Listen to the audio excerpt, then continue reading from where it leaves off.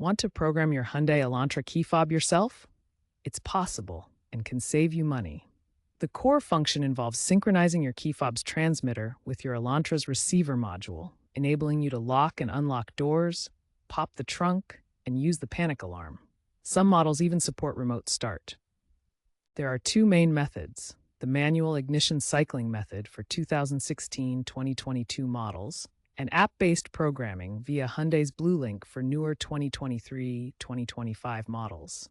Remember, procedures vary by model year, so check your owner's manual first. We'll focus on the manual method. Get in the car with your key and a working fob. Turn the ignition to on, but don't start the engine. Press the lock button on the working fob. Turn the ignition off and remove the key.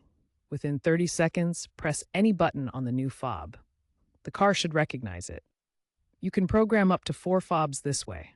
Encountering issues? Common problems include dead batteries in the fob, replace the CR2032 battery, faulty fob, or errors with the car's body control module. If programming fails, check Hyundai's app for recalls or software glitches first. Then consider a dealership reset. Ensure you're in a secure, interference-free area during programming. Looking ahead, key fobs are evolving rapidly. Expect a shift to digital integration, with more Hyundais featuring app-based controls via smartphones, bypassing physical fobs altogether.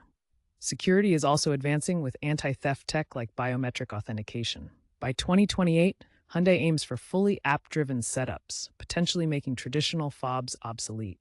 Sustainability trends include eco-friendly fobs with rechargeable batteries. Stay tuned for more updates on these changes.